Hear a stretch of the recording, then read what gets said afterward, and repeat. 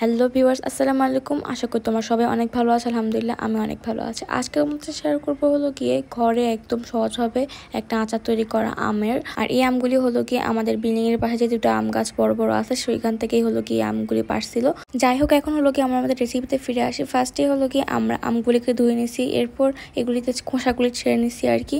আর আমরা কয়েকটা যেগুলি আমগুলি ভালো ফ্রেশ আছে সেগুলি আর কি খোসাগুলি রাখবো, আর বাকিগুলিকে খোসাগুলি ছেড়ে নেবো। আর এখন হলো গিয়ে এই একটা আমকে আমরা 4 টুকরো করে ফেলবো, মানে এটার ভিতরটাও একটা আঁশ আছে সেটা ফালাই দেওয়া লাগবে। তো দেন এটাকে আমরা মাঝখান থেকে কেটে আরও 2 ভাগ করে ফেলবো, মানে 4টা ভাগ করব। তো এরকম করে সবগুলি আম আমরা কেটে ফেলবো।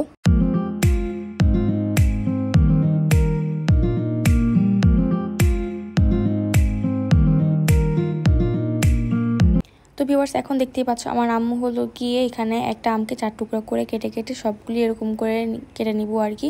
তো এগুলি হলো কি তোমরা তোমাদের মতো করে কাটবে, মানে আমরা আমাদের সাইজের মতো কাটছি। আর এই আচারের জন্য এরকমভাবে কাটাটাই বেটার। তো যাই হোক, এখন আমরা আমাদের মেন স্টেপে চলে যাই। ফার্স্টে হলো গিয়ে কড়াইতে আমরা সরিষার তেল নিয়ে নিব।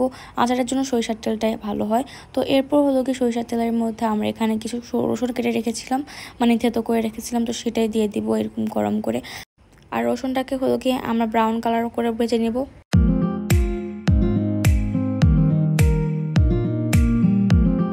হালকা ব্রাউন কালার হওয়ার পর আর কি আমরা এখানে শুকনো মরিচকে আর কি ছোটো ছোটো টুকরো করে কেটে দিয়ে দিব। তারপর আমরা ভালো করে নাড়াচাড়া করব। রসুনটা ভালো করে ব্রাউন কালার হয়ে যাওয়ার পর এখানে হলো গিয়ে আমরা আমাদের কেটে রাখা আমগুলি দিয়ে দিব। অ্যান্ড এরপর এক এক করে আমরা সবগুলি মশলা অ্যাড করবো। ফার্স্টে হলো গিয়ে আমরা এখানে ভিনেগার অ্যাড করব। তারপর এখানে হলো গিয়ে আমরা সরিষা বাটা অ্যাড করব। এরপর আমরা এখানে হলো গিয়ে পরিমাণ মতো লবণ দিয়ে দিব। অ্যান্ড কালারের জন্য আমরা হলো গিয়ে এখানে সামান্য পরিমাণ হলুদের গুঁড়া দিয়ে দিব। তারপর এখানে হলো গিয়ে পরিমাণ মতো মরিচের গুঁড়া দিয়ে দিল।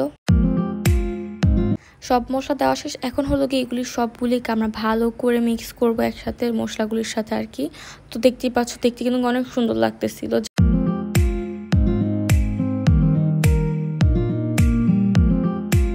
এরপর আমরা এখানে হলো গিয়ে আমাদের লাস্ট একটা উপকরণ হলো গিয়ে চিনি। এখানে আমরা বেশি করে চিনি দিলাম, যদিও এটা একটু হালকা ঝাল হবে তবু এখানে চিনির পরিমাণটা দিতে হবে, বিকজ আমটা অনেক টক। এখন আমরা আমের সাথে চিনিগুলিকে ভালোভাবে মিশিয়ে নেব।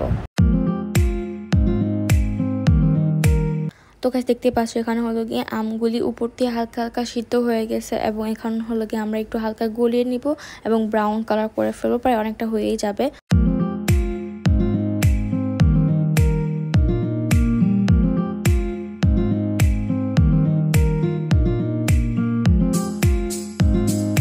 তো গাইস দেখো, এখানে কিন্তু আমাদের আচারটা প্রায় হয়ে আসছে, এখন অনেক সুন্দর লাগতেছিল। তো ভিউয়ার্স দেখতেই পাচ্ছ আমাদের আচার কিন্তু একদম রেডি, এবং লাস্ট ফিনিশিংটা দেখাতে আমাদেরকে ভুলে গেছিলাম। জাস্ট উপর দিয়ে হলো কি আমরা 5 ফোড়নের গুঁড়া, তারপর এখানে ধনিয়ার গুঁড়া যেগুলিকে আছে সেগুলিও দিলাম আর কি, বাট ওটা দেখাতেও আমাদেরকে ভুলে গেছি। যাই হোক, এটা দেখতে কিন্তু অনেক সুন্দর লাগছে। আর দেখতেই পাচ্ছ যে উপরটায় কালারটা অনেক সুন্দর আসছে। আচারটা খাইতেও তো অনেক মজা হবে অবশ্যই। তো ভিউয়ার্স, আজকের ব্লগটা এ পর্যন্ত, দেখা হচ্ছে পরে কোনো ব্লগে। আজকের ব্লগটা তোমাদের কাছে ভালো লাগতো অবশ্যই আমার চ্যানেলটা সাবস্ক্রাইব করবা। আল্লাহ হাফেজ।